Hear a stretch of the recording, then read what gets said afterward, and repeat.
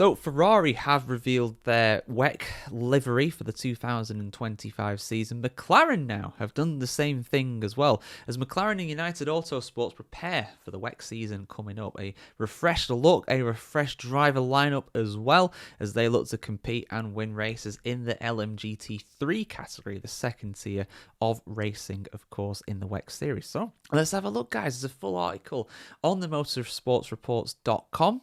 Let's see what's been said about this, and let's have a look at some pretty pictures of these cars as well, because, spoiler alert, they look great. McLaren Automotive and its racing partner United Autosports embark on their second season of FIA World Endurance Championship competition with a refreshed livery and driver lineup for two of the 720S GT3 EVO cars that our partnership aims to build on a hugely competitive debut and celebrate the 30th anniversary of McLaren's iconic victory at the 24 Hours of Le Mans. McLaren made its WEC debut in 2024 with the advent of the new LMGT3 class. The McLaren GT3 EVO cars demonstrated race-winning pace, claiming the championship's full LMGT3 front row lockout in qualifying for Bahrain and a podium finish in Brazil on the way to a top 10 position in the championship standings. The season also included a return to the 24 Hour of Le Mans in cars numbers 59 and 95 in tribute to the 1995 winning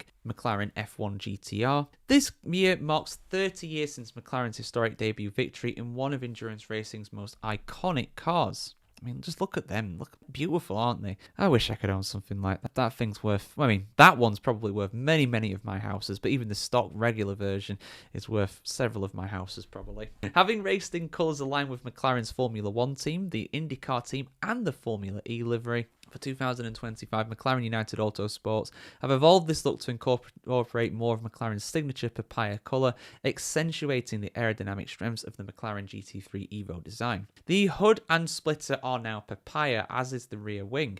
From the side aspect, the papaya door blade is complemented by the same hue on the lower bodywork rising from the floor, describing the flow of air towards the rear diffuser. Viewed from above, the papaya highlights the aerodynamic teardrop cabin shape that is a feature of McLaren automotive products. British driver James Cottingham and Swiss Gregory Saucy, I love that man's name, Greg Saucy, glad he's sticking around. He drove the 59 car to 9th place in the overall standings last year. For 2025, they will be joined by French driver Sebastien Bourdais for his second season of WEC racing, having finished on the podium in Bahrain in his debut season. In the 95 car, which claimed a podium in Brazil, Japan's Marino Sato will be joined this year by Darren Leung and Sean Galisle. Sean Galisle, that's a blast from the past. Glad to see he's hanging around too. British driver Leung is a WEC race winner, GT3 World Championship Sprint Cup Bronze Drivers Champion, that is a mouthful, and British GT Champion on top of that as well. While Indonesian Galisle enters his 5th WEC season, in which he has won 4 races in total so far, including one alongside Leung last year, and finishes runner-up in the championship twice. The 2025 WEC season begins in Qatar on the 28th of February, and then the first of 8 rounds that includes Imola, Spa-Francorchamps, and Le Mans in Europe. The championship then heads to Sao Paulo and Texas in the Americas, going on towards Japan, with the final round in Bahrain in November. It is a very special year to be racing with McLaren in WEC, and our 2025 livery celebrates that. This season is about building on strong foundations, winning races and going for the championship title, and we're going to do that in a car that is proudly, unmistakably McLaren, said Richard Dean, the CEO of United Autosports. Now that we have proven that the McLaren GT3 EVO speed and endurance at the highest level of competition, we enter the new season confident of competing for the WEC title in our racing partner United Autosports. Racing is the DNA of all of our supercars, and the WEC, with the iconic 24 Hours of Le Mans at its heart, is the ideal competitive environment for them. So we are excited for what we can deliver on the track this year, said Michael Light, the CEO of McLaren Automotive. And there you go, guys. Rather pretty, isn't it? Beautiful car. Absolutely love that.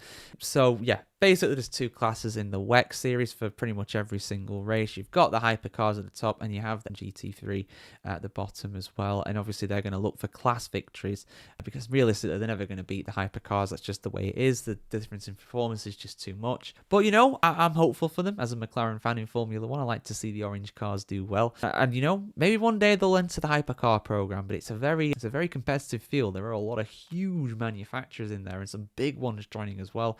I think for 27 they'll have 10 different manufacturers in there, which is crazy because not long ago I swear there was like 3 or 4 and that was it. But yeah, guys, let us know your thoughts about this in the comments below. Obviously you've seen some pictures there. There's a picture in the thumbnail as well, and yeah, we'll see you soon for some more content here on the motoringchronicle.com. Head over to the motorsportreports.com as well if you want to see some more articles on the world of motorsport, not just WEC but also Formula One, NASCAR, IndyCar, MotoGP, all that good stuff. Like, share, comment, subscribe as always, and we'll see you very soon for some more content right here on the motoringchronicle.com.